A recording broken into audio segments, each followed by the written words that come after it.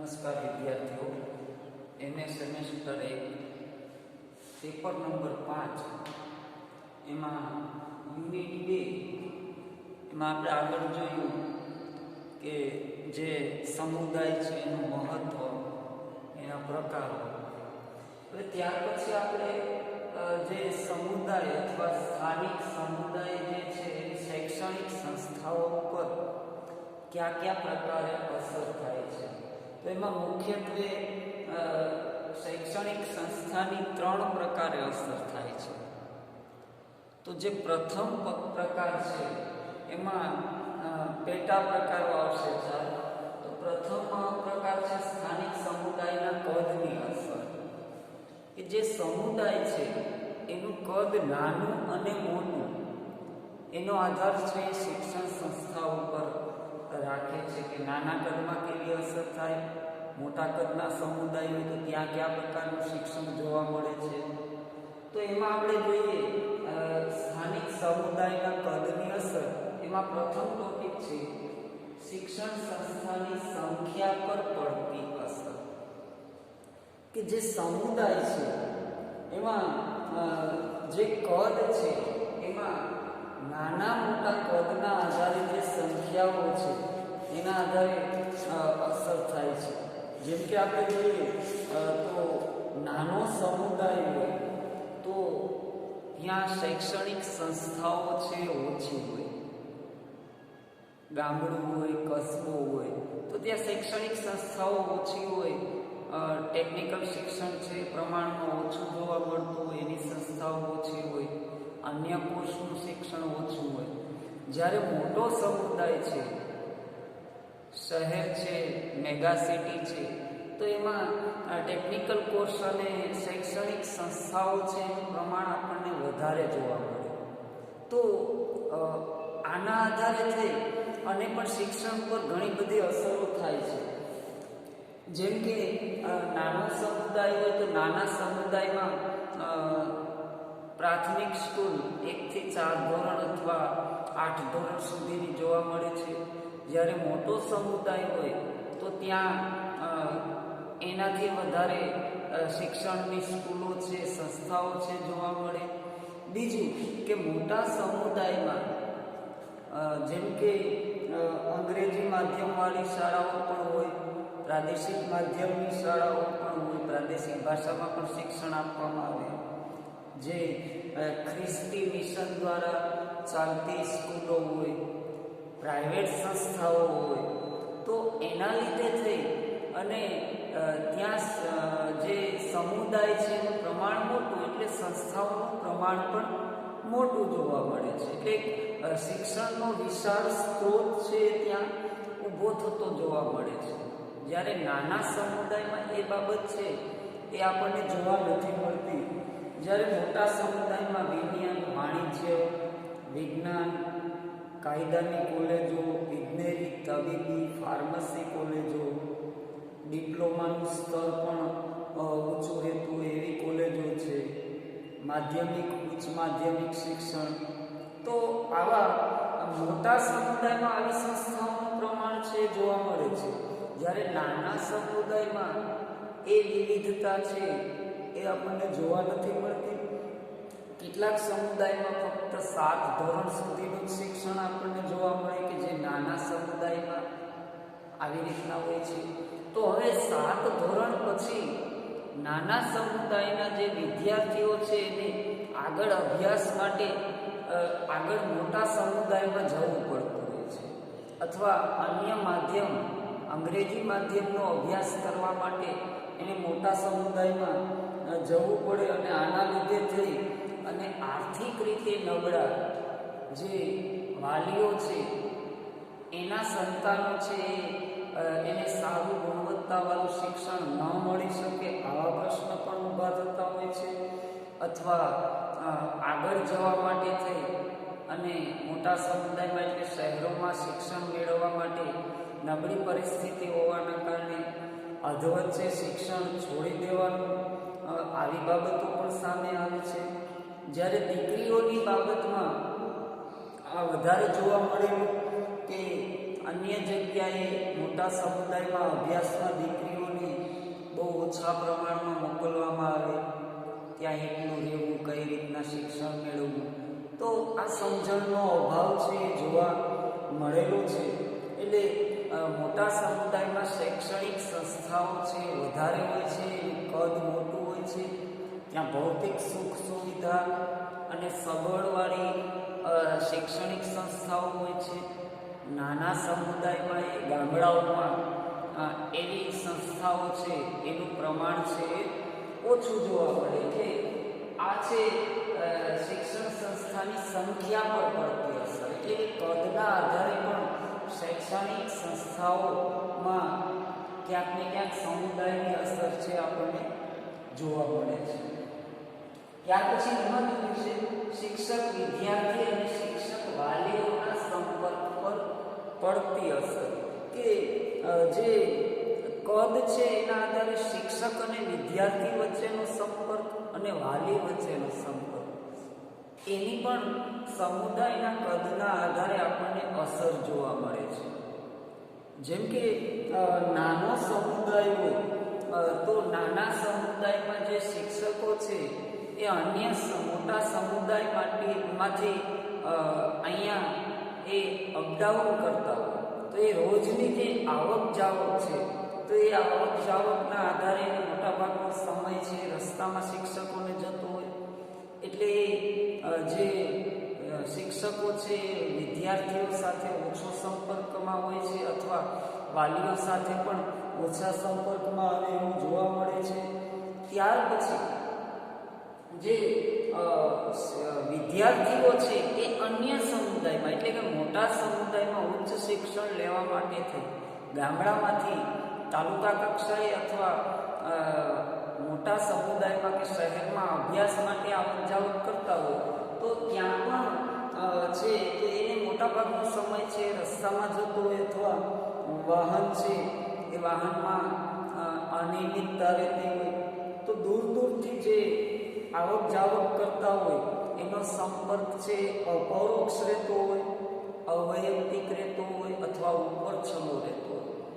જે એનો સંપર્ક છે વિદ્યાર્થી અને શિક્ષકનો અથવા વાલી વચ્ચેનો, શિક્ષક વાલી વચ્ચેનો, એ ફક્ત દેખાવનો સમય પૂરતો હોય.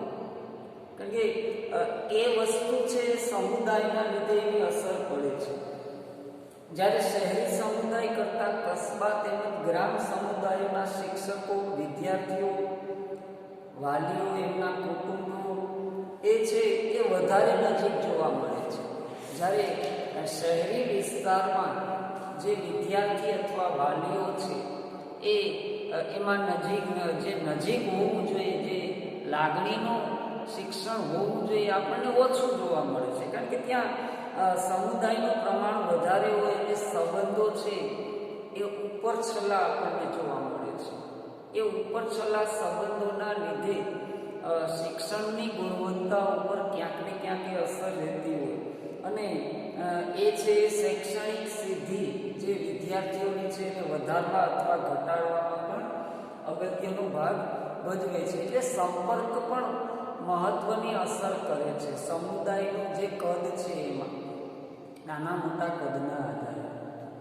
ત્યાર પછી એમાં કીધું છે શિક્ષણ સંસ્થાના સંચાલન અને નિયંત્રણ પર અસર.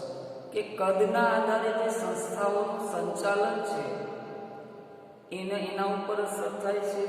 એનું નિયંત્રણ પણ કદના આધારે થતું હોય છે. જેમ કે પ્રવેશ શિક્ષણમાં મૂલ્યાંકન, એમાં કોઈ ભેદભાવ છે ક્યાંય પણ મોટે ભાગે નથી રાખવામાં આવતો. એની જે વ્યક્તિગત આવડત છે એના આધારે વિદ્યાર્થીઓને પ્રવેશ આપવામાં આવતો હોય છે. શિક્ષકોની ભરતી પણ લાયકાતના આધારે કરવામાં આવતી હોય. દરેક શૈક્ષણિક સંસ્થાઓમાં સરકારશ્રીના નિયમના આધારે જ કાર્ય થતું હોય. એ સરકારના નિયંત્રણમાં કાર્ય કરવામાં આવે, એનું સંચાલન કરવામાં આવે છે. પણ આ જે ધોરણો છે એ મોટા સમુદાયમાં, એટલે કે શહેરી સમુદાયમાં આ ધોરણો વધારે જાળવણી થતી હોય છે. ત્યાં શૈક્ષણિક સંસ્થાઓ જે છે એ સંપૂર્ણપણે નિયમાનુસાર એનું પાલન થતું હોય, નિયમિત શૈક્ષણિક કાર્ય થતું હોય. જ્યારે નાના સમુદાયોમાં થોડા ઘણા અંશે આનું પ્રમાણ ક્યાંક ને ક્યાંક નિયમોનું પાલન ન થવું, નિયમ ભંગની પરિસ્થિતિ છે એ જોવા મળતી હોય છે. ત્યારબાદ શિક્ષકોની જે ભરતી છે, પ્રાઇવેટ સંસ્થાઓ છે, તો એમાં પણ ક્યાંક ને ક્યાંક નિયમ ભંગ થતો હોય એવું સર્વેમાં જોવા મળેલું છે. સરકારી શિક્ષકોની જે બઢતી છે, ભરતી છે, ત્યાર પછી નાણાં ભંડોળના સાધનોનો ઉપયોગ વગેરે બાબતમાં સમુદાયના આધારે સગાવાદ, જ્ઞાતિવાદ એની અસર પણ આપણને જોવા મળેલી છે. એટલે જે નિયંત્રણ છે એ પણ મોટે ભાગે નિયમોના આધારે હોય છે, પણ નાના સમુદાયમાં જે શાળાનું સંચાલન છે એ બિનસાર્વત્રિક એટલે કે અર્પિત ધોરણે જે ટ્રસ્ટો હોય, પ્રાઇવેટ ટ્રસ્ટો હોય એના આધારે થતું હોય, તો એમાં પણ ક્યાંક ને ક્યાંક ભેદભાવ છે જોવા મળેલો છે. અને નાના સમુદાયમાં જે શિક્ષકોની બઢતી, મૂલ્યાંકન, ભરતીના પ્રશ્નો છે એમાં પણ જ્ઞાતિવાદ અને સગાવાદ છે જોવા મળેલું છે. સરકારી નિયંત્રણમાં પણ આની અસર છે એ જોવા મળેલી છે. જેમ કે પ્રાથમિક શાળાના શિક્ષકોની બદલી ઘણીવાર જિલ્લા પંચાયતના અધિકારો દ્વારા નિયમોને આધારે થવાને બદલે એમાં પણ ગમા અણગમાની ફરિયાદો છે એ જોવા મળેલી છે. એટલે જે કદ છે એ કદના આધારે પણ ફેરફાર થાય છે. નાનો સમૂહ છે તો નાના સમૂહમાં જે સંચાલન અને નિયંત્રણ છે એ ક્યાંક ને ક્યાંક ઓછું જોવા મળે. જ્યારે મોટા કદના સમુદાયમાં એ જ સંચાલન છે નિયમોના આધારે થતું હોય છે. પરફેક્શનવાળું સંચાલન અને નિયંત્રણ છે કદના આધારે જોવા મળે છે કે જે મોટા કદના સમુદાય હોય એમાં. ત્યાર પછી એમાં જોતું છે વિદ્યાર્થીઓના સમુદાયની પ્રવૃત્તિમાં ભાગ લેવા પર અસર, કે સમુદાયની પ્રવૃત્તિમાં ભાગ લેવા ઉપર પણ અસર આપણને જોવા મળે છે. કે પશ્ચિમના અમુક અભ્યાસોમાં જોવા મળેલું છે કે વિદ્યાર્થીઓ પાડોશમાં રહેતી જે રહેતી વ્યક્તિઓ છે એની સાથે પ્રવૃત્તિઓમાં ઓછો ભાગ લે છે. તો આ મોટા સમુદાયોમાં એટલે કે શહેરી સમુદાયોમાં જોવા મળે છે કે પાડોશીઓના જે બાળકો છે પાડોશના, એની સાથે જે પ્રવૃત્તિઓ, રમતગમત વગેરે, તો એની સાથે એ ઓછા ભાગ લે છે. અને નાના સમુદાયમાં વિદ્યાર્થીઓ દરેક બાળકો સાથે પ્રવૃત્તિઓમાં ભાગ લેતા હોય, એનાથી પરિચિત હોય છે અને એ સક્રિય હોય છે. એટલે એ જે વસ્તુ છે, પ્રશ્ન એ ઊભો થાય કે વિદ્યાર્થીઓના સમુદાયની પ્રવૃત્તિઓમાં ઓછો અથવા વધારે ભાગ લેવો તો એનું મહત્વ શું?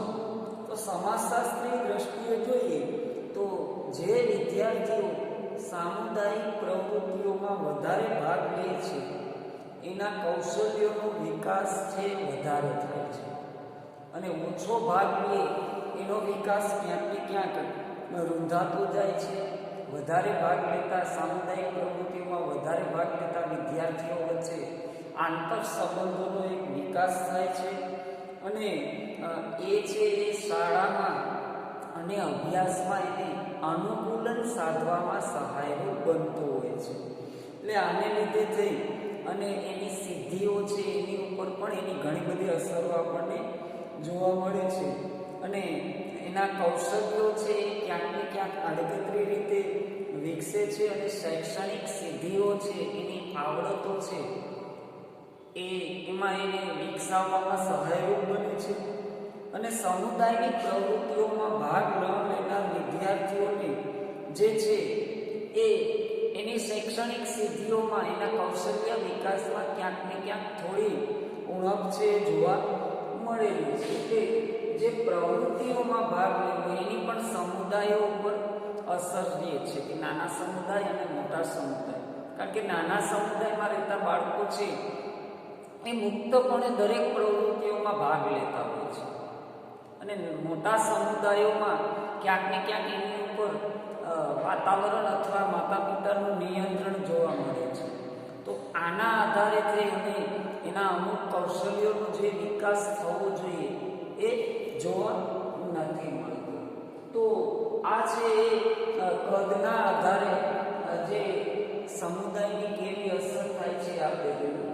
ત્યાર પછી એમાં કીધું છે રોજિંદી આવજા દ્વારા શિક્ષણ લેવાની પદ્ધતિની પડતી અસર, કે દેશમાં મોટા પાયે શૈક્ષણિક સંસ્થાઓ છે, એટલે અલગ અલગ અંતરમાં હોવાથી વિદ્યાર્થીઓ તેમજ શિક્ષકો જે છે એને આવક જાવકમાં પણ એની અસર છે સમુદાયના આધારે થતી જોવા મળે છે. કે આગળ જોઈએ કે મોટા સમુદાયમાં વધારે સંસ્થાઓ હોય, નાના સમુદાયમાં ઓછી સંસ્થાઓ હોય. નાના સમુદાયમાં ગ્રામ્ય કક્ષાએ 1 થી 5 કે 7 ધોરણ કે 8 ધોરણ સુધીનો અભ્યાસક્રમ હોય છે. મોટા સમુદાયમાં ઉચ્ચ અભ્યાસ હોવાથી વિદ્યાર્થીઓને ત્યાં આવક જાવક અપડાઉન કરવું પડે શૈક્ષણિક અભ્યાસ માટે, અથવા મોટી યુનિવર્સિટીઓ પણ મોટા સમુદાયમાં હોય છે. ઉચ્ચ માધ્યમિક શાળાઓ, કોલેજો વગેરે તો એ વાહન દ્વારા અથવા સાયકલ, બસ, રિક્ષા, રેલવે દ્વારા સમુદાયમાંથી એક સમુદાયમાંથી બીજા સમુદાયમાં આવજા કરતા હોય છે. તો એ આપણા દેશમાં આનું પ્રમાણ છે એ વધારે જોવા મળે છે. એટલે આ જે બાબત છે એને શૈક્ષણિક સુવિધા સારી મળે એટલા માટે થઈને અને સારા શિક્ષકો મળી રહે એટલા માટે થઈને બાળકો મોટા સમુદાયમાં રોજની આવક જાવક છે કરતા હોય છે. તો આ જે આવક જાવકનો સમય છે, રસ્તામાં જે સમય વેડફાય છે તો એની પણ એના અભ્યાસ ઉપર અસર થતી હોય છે. અને એના આધારે એના અભ્યાસમાં, એના શિક્ષણમાં ક્યાંક ને ક્યાંક ખામીઓ અને ઉણપો આવે છે. એમાં ક્યારેક વાહનોની અનિયમિતતા છે એની પણ અસર થતી જોવા મળે છે. અને રોજની આવક જાવક જે છે એ એક વિદ્યાર્થીઓને માનસિક રીતે ક્યાંક ને ક્યાંક તંગદિલીનો સામનો કરવો પડતો હોય છે. બીજું કે જે નાના સમુદાયમાંથી મોટા સમુદાયમાં, શહેરી વિસ્તારમાં વિદ્યાર્થીઓ આવક જાવક કરે છે તો એના શિક્ષકો છે એ વાલીઓના સંપર્કોમાં પણ ઓછા આવે છે. એટલે એક આંતરવૈયક્તિક જે સંબંધ વિકસવો જોઈએ એ પણ ઓછો વિકસે છે. અને આવી રીતના માતા પિતા અને જે છે એ પણ બાળકના શિક્ષણની પ્રગતિ વિશે અજાણ રહે છે.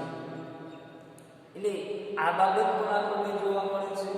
ત્યાર પછી જે શિક્ષકો છે એ નાના સમુદાયમાં નોકરી માટે આવે છે, મોટા સમુદાયમાંથી, તો એ પણ વાલીઓ સાથે અને વિદ્યાર્થીઓ સાથે મર્યાદિત સંપર્ક રાખી શકે. આ એક સમયનો અભાવ જોવા મળે છે. એટલે આવી રીતના જે સમય છે એનો વ્યય થતો જોવા મળે. અને શાળા પ્રત્યે જે પ્રતિબદ્ધતા કેળવાવી જોઈએ એમાં ક્યાંક ને ક્યાંક અવરોધો જોવા મળે છે. એટલે એક માનસિક દબાણમાં શિક્ષક અને વિદ્યાર્થીઓ સતત રહેતા હોય છે કે જે રોજની આવક જાવક છે એના દ્વારા શિક્ષણની પદ્ધતિ પર પણ અસર પડે છે. એટલે સમુદાયનું કદ છે, સમુદાયનો વિસ્તાર છે, અથવા સમુદાય, સ્થાનિક સમુદાય છે એની શૈક્ષણિક સંસ્થાઓ ઉપર જે આવક જાવક છે એની પણ અસર થતી જોવા મળે છે. ત્યાર પછી અંતિમ છે સમુદાયની સામાજિક આર્થિક પરિસ્થિતિની અસર. કે સમુદાયની પરિસ્થિતિ કેવી છે, આર્થિક અને સામાજિક, એના દ્વારા પણ જે શિક્ષણ છે એ કેવું રહેશે એની અસર જોવા મળે છે. કે ઘણીવાર એવું બનતું હોય કે નાનો જે સમુદાય હોય તો ત્યાં મધ્યમ વર્ગ અથવા ગરીબ વર્ગ વધારે વસતો હોય, તો ત્યાં જે શૈક્ષણિક સંસ્થાઓ છે એમાં ભૌતિક સુખ સુવિધાઓ છે ઓછી હોય છે. જ્યારે મોટા સમુદાયમાં વધારે પૈસાદાર વર્ગ રહેતો હોવાના કારણે શૈક્ષણિક સુવિધાઓવાળી સ્કૂલો, કોલેજો અને ટેકનિકલ કોલેજો, ટેકનિકલ શિક્ષણ આપતી સંસ્થાઓ આ વધારે જોવા મળે છે. એટલે એ એક આર્થિક પરિસ્થિતિ સારી હોવાના કારણે ત્યાં સારી સંસ્થાઓ ડેવલપ થતી હોય. નબળી પરિસ્થિતિનો સમુદાય જ્યાં વસતો હોય ત્યાં શૈક્ષણિક સંસ્થાઓ છે એનું પ્રમાણ છે એની કક્ષાએ ત્યાં ઉતરતું આપણને જોવા મળે છે. જેમ કે આદિવાસી વિસ્તાર છે તો ત્યાં શૈક્ષણિક સંસ્થાઓ છે એ થોડી આધુનિક સુખ સુવિધાઓમાં અથવા શૈક્ષણિક કાર્યોમાં જે અન્ય સમુદાયો છે, મોટા સમુદાયો એનાથી નીચી જોવા મળે છે. એ તફાવત છે એ પણ જોવા મળે છે. અને બીજું કે જે પ્રાઇવેટ સ્કૂલ કોલેજો છે એ મોટા સમુદાયમાં વધારે હોય છે. કારણ કે જે સામાજિક પરિસ્થિતિ છે, સામાજિક સ્થિતિ છે અને આર્થિક સ્થિતિ છે મોટા સમુદાયમાં સમજુ વર્ગ, શિક્ષણ પ્રત્યે જાગૃત વર્ગ રહેતો હોવાના કારણે આગળ ક્યાં અભ્યાસની જરૂરિયાત છે એવી સંસ્થાઓ ઊભી કરે છે. જ્યારે નાના સમુદાયમાં એ વસ્તુ છે, એ બાબત છે એનો વિચાર ન આવવાના કારણે ત્યાં સંસ્થાઓ હંમેશાને માટે લિમિટેડ, મર્યાદિત શિક્ષણ આપતી હોય છે. અને આવી રીતના મોટા સમુદાયમાં વધારે ફી લઈ અને સારું શિક્ષણ આપવું અથવા સારા શિક્ષકો મોટા સમુદાયની સ્કૂલોમાં હોય છે, જ્યારે નાના સમુદાયમાં કદાચ એવું શિક્ષણ ન મળતું હોય. એટલે જે ઉપલો વર્ગ છે એના બાળકો છે સારું શિક્ષણ મેળવે છે, જ્યારે નીચેનો વર્ગ અથવા નીચી જ્ઞાતિઓ છે એ ખર્ચાળ શિક્ષણને પહોંચી નથી વળતી. એટલે ગુણવત્તાવાળું જે શિક્ષણ છે અથવા ગુણવત્તાવાળી જે સંસ્થાઓ છે એમાં એ પ્રવેશ નથી મેળવી શકતા. એટલે આવી રીતના નીચલી જ્ઞાતિઓ જ્યાં વસવાટ કરે છે એ નાનો સમુદાય છે. એમાં મોટે ભાગે સરકારી સ્કૂલો હોય છે કે જે વિનામૂલ્યે શિક્ષણ આપતી સ્કૂલો, તો એમાં વિદ્યાર્થીઓ ભણતા હોય. ઉચ્ચ શિક્ષણ માટે વધારે ફી ભરી શકે એવી પરિસ્થિતિ ન હોવાના કારણે એ બાળકો છે એ આગળ અભ્યાસ નથી કરી શકતા. બીજું કે સારી આર્થિક પરિસ્થિતિ હોય એવા સમુદાયમાં, એટલે કે શહેરોમાં સારી સ્કૂલો હોય તો ઘણીવાર દૂર નાના સમુદાય એટલે ગામડાઓમાંથી શહેરમાં બાળકો છે એ શિક્ષણ માટે નથી જઈ શકતા.